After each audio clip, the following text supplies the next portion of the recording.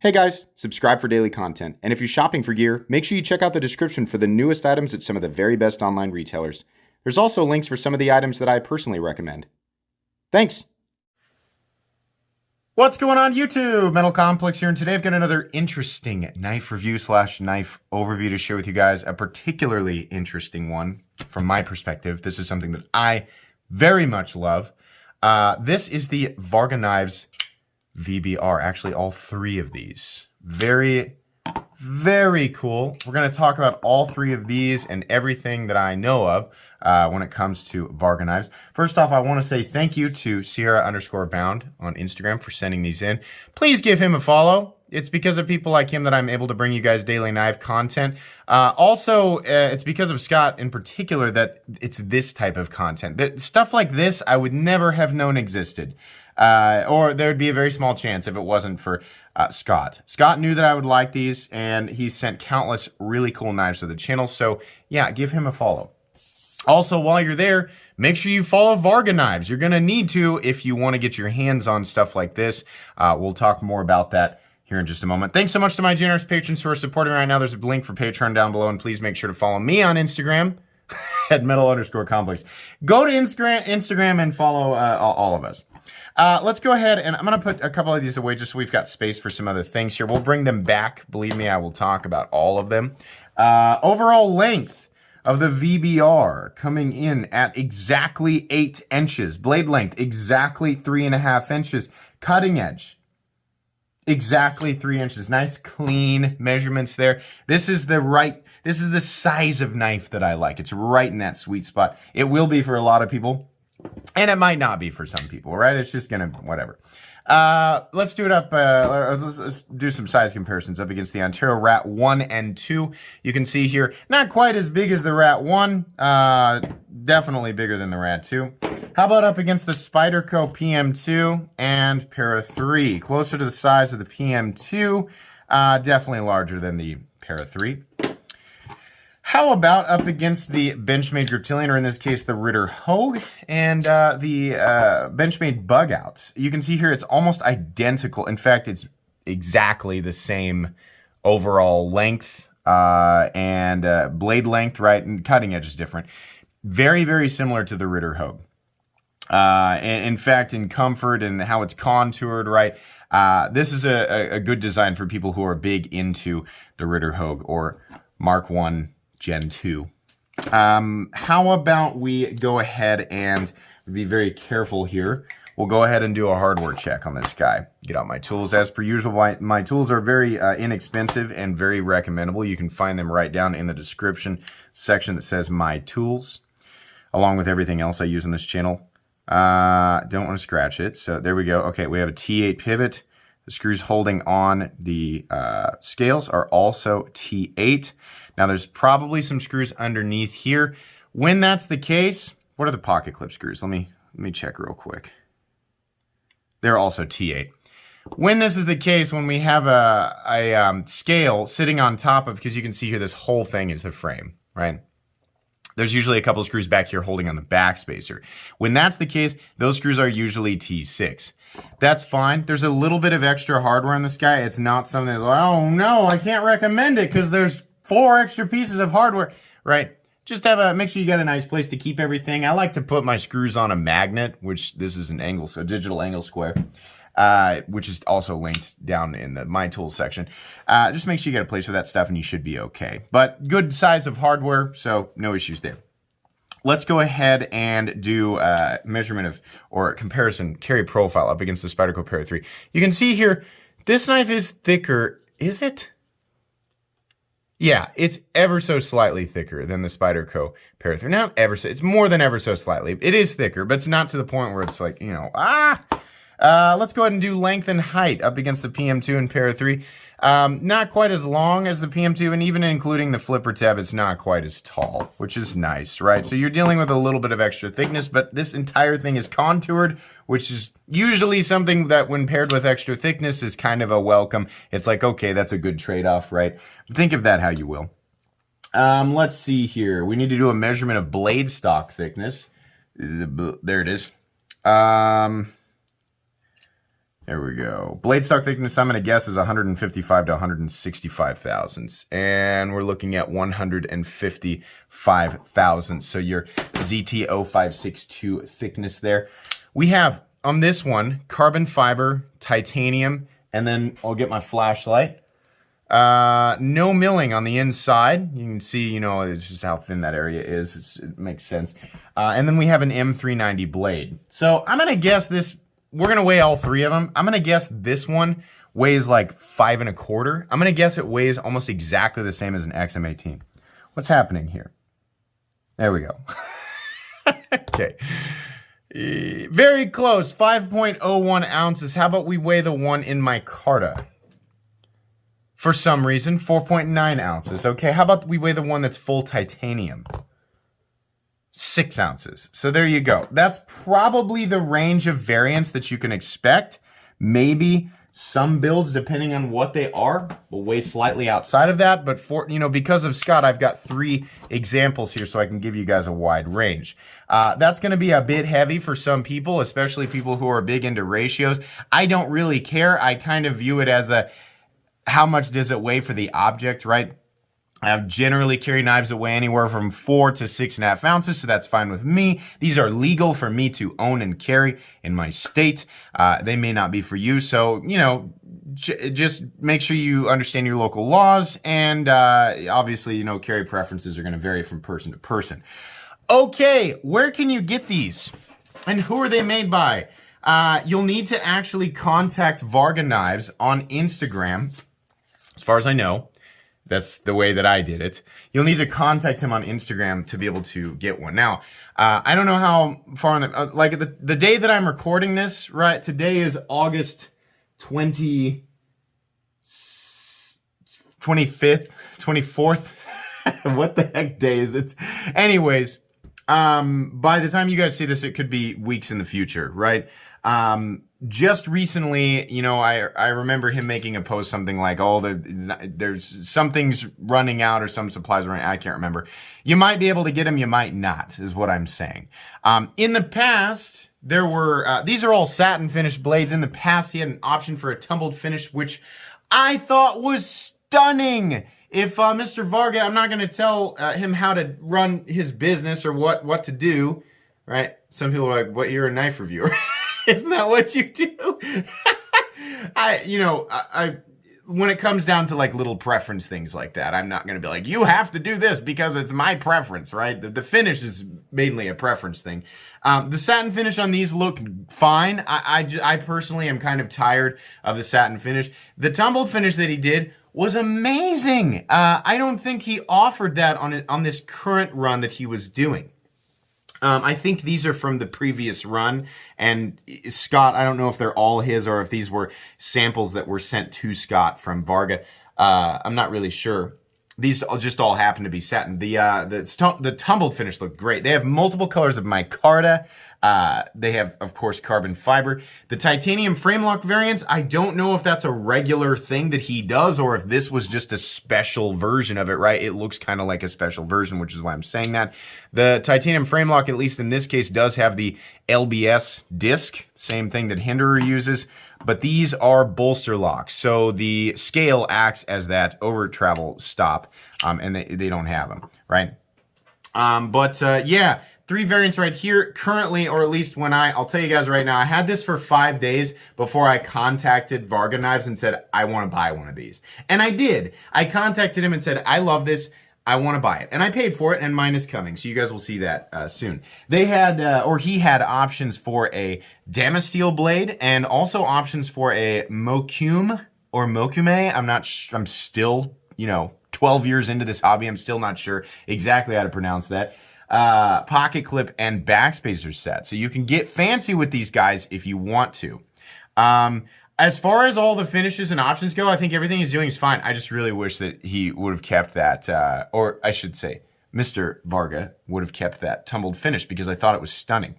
These are made by Riat, and I can tell when I say that, that's a compliment. Riat does arguably the best job when it comes, if we're talking about production knives at this price point, which we're going to talk about here, Riat has the most incredible quality, and it's been that way for years, right?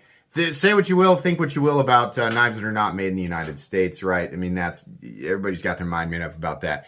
But, you know, from my perspective, it's really, really hard to beat Riot. Even for hundreds of dollars more than what we're looking at here, it's hard to beat Riot. That's why you have so many custom knife makers utilizing Riot for their less expensive production knives. It's just, you just can't beat the quality, right? And this is an outstanding example of that. So there you go. There's the information there. Let's take a look here. Let me get my nasty fingerprints off of this. Sorry. Take a look. This is my favorite. I kind of went back and forth between the frame lock and this one here, but it's contoured and what looks like kind of a darker, I don't know if we want to call this blasted or just like a darker titanium finish. I love that. I love bolsters too, even if it's not like an actual bolster because it's part of the frame. I love this look. Very simple, very clean. Carbon fiber on this guy looks great. The contouring is perfect. The transition from this bolster area to the scale is also perfect. Everything is just so clean. And some people might want more than just the simple, you know, I kind of like this look. Really, really like it. This also, the reason that I like this so much is that it has very similar aesthetic lines to the XM18. It's not a copy. It's definitely doing its own thing. In fact, if you put them side by side, which I've done in past live streams, and I think maybe the unboxing, yeah, there's way too many differences. But similar lines. So my hands are kind of used to this, but it's a contoured XM, which is something I've always wanted. That choil up there feels very similar to the XM. You can definitely get your finger in there. Maybe a second knuckle. Safe positioning for your index finger is probably that first knuckle, but it's comfortable, right?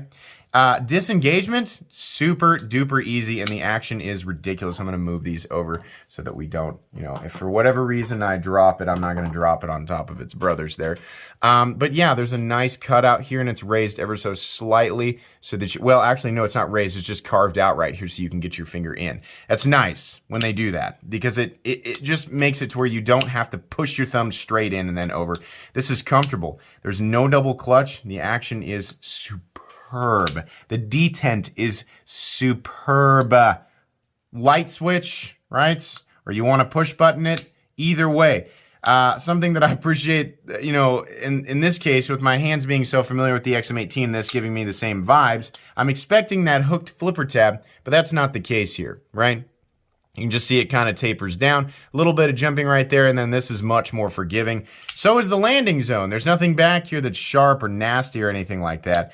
This is so fun to flip over and over and over and over again, and especially the ones that are bolster locks because you don't have to worry so much about where you're putting your fingers because they're probably naturally going to fall on the scale, so you can just flip it. It's nice and clicky.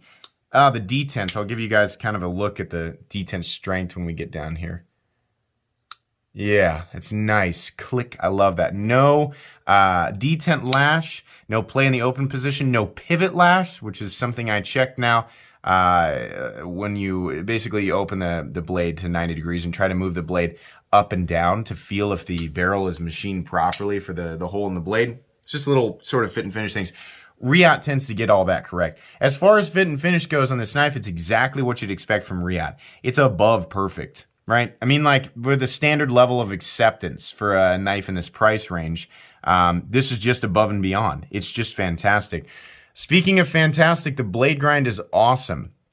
We have a drop point blade with a flat that runs about 85% the length of the blade. Then we have a compound grind, hollow initially, and then flat out by the tip. Then we have a nice swedge. There's just a lot going on. There's a lot of areas for light to reflect, and it looks really good. I can't help but wonder how it would look on that tumbled finish, but okay, this looks pretty good. Riot does a good satin finish. I don't want to complain too much. I'm kind of surprised there's no jimping up here. And honestly, and this is just an aesthetic thing. This knife doesn't need it. I also think that because of how smooth and rounded and everything is with the handle scales, I think it would have been really cool to crown this area of the spine and then bring jimping out to where that swedge starts. It's just a little tiny thing, but it would feel like the transition from this smooth contouring, right? That the transition out to the blade, it just sort of continues, and then it sort of, the whole knife just sort of transitions into blade. I don't know. That's just my thought. It doesn't necessarily need it. It just would have been neat. I'm kind of curious as to why, because this is a knife that I would take out and use. Definitely. This knife is plenty capable, and I kind of want some jimping up there. It doesn't necessarily need it, but it would be nice if it had it. The edge is done extremely well, right? It does get pretty darn thin right here with that hollow grind, but there's plenty of robustness carried out to the tip. I know it might not look like that, but there's a swedge there, right? So you have to imagine the full thickness is actually out on either side there. You can see it. So yeah, durable blade, and it's made out of M390. I'm not really going to complain about that. So that's great. Moving back here, we have a nice, simple backspacer that always looks good, right? I kind of like the carbon fiber to the titanium. I guess it's acting as the liner. Then we have the titanium backspacer, then titanium, then carbon fiber again. The pocket clip, aesthetically, is my least favorite part of the knife, but it's not a bad-looking clip. It's just everything else about this knife looks so good. The pocket clip, it's like everything else is an A+, and then the pocket clip's like a B+ or an A-. The clip is fine. In fact, it follows the curvature of the knife, and it's flat. So when you are squeezing this knife, you're not feeling a gooseneck or a duckbill, you know, pecking into your palm. And there's a continuous ramp underneath, so it will rise to meet most thicknesses of pockets. If you have a pocket, if you're heavy-duty work pants, you might have to fight it a little bit, but for the most part, you're going to be okay. And it's titanium, nice, smooth, contoured surface, so it's going to be easy in and out of the pocket. Carry depth, it doesn't carry deep, but it also doesn't carry, by my measurement, shallow. It's just that's what's going to be sticking up out of your pocket. No big deal, right? It's nested into slots on the carbon fiber, and then it screws into the titanium liner underneath, or what we're going to call the liner. So yeah, retention's good. Titanium, I can't complain. It's the least attractive part of the knife, but it's not unattractive. Does that make sense? I want to emphasize that. I'm not saying that the pocket clip is ugly. It's just like everything about this knife, when I look, I'm like, wow, wow, wow, wow. Okay, neat. You know, like that's kind of how I felt about that. But all right, I don't really have any critiques. I don't necessarily, you know, I'm not like, here's what it needs to be changed into. No, it's functioning just fine the way that it is, right? I'm sure that if you opted for, or opt for in the future, the Mokume or Mokume pocket clip, or whatever other fancy clips he decides to do, it might help spice that area up a little bit. I'm kind of surprised that this does not have a lock bar insert, but like I usually say, knives don't necessarily need that. I don't know if I'm going to assume the face of this lock bar is carbidized. There is no lock stick or anything like that. In fact, all three of these, I should keep them all out here. All three of these are just great. There's no lock stick. There's no nothing, right? And on top of that, the detent is pretty darn close between the three. The titanium one and the carbon fiber one have the heaviest detent. This one is just ever so slightly behind it, but they're so close together that I'm going to just go ahead and call that pretty darn consistent, right? Which is generally the name of the game when it comes to re-out. All of them have the same level of, you know, smooth, like it's just, you know, just a hair behind, completely fall shut, which, I mean, I can tell all three of these are new. So this is the one I've been flipping the most, and as a result, it has the smoothest action, but they all feel incredibly similar, and I'm sure will break in exactly the same. But yeah, I'm kind of surprised it does not have a lock bar insert, but it doesn't need it. Lock bar insert, of course, it just keeps them from, if there is an issue, it keeps them from having to replace the entire lock side, right? They can just pull the chip out, put a new one in, and it slows down lock face wear over time with a steel on steel interaction instead of the titanium lock face on the steel tang, right? We have an internal stop pin. I don't know if you guys can see that. And this is running on bearings, by the way. I forgot to mention that. We have an internal fixed stop pin. Let's see. I wonder if I can actually get some reflectivity. There, you see it? Yeah, it's fixed in place.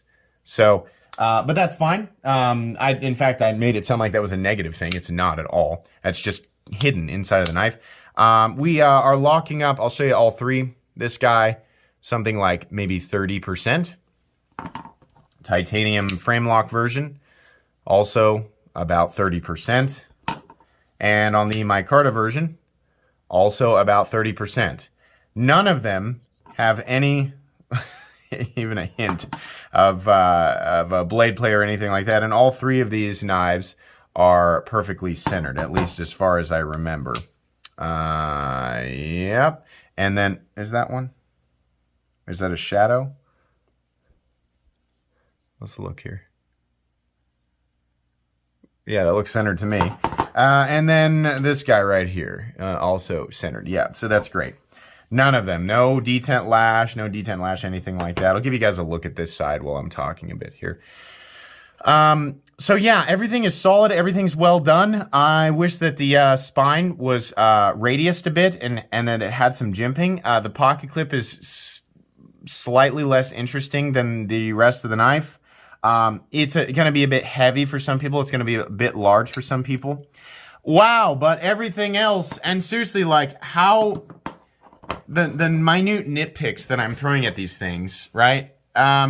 This is excellent. And the best part about this, the base price. So I think this one right here is a pretty good example of base price.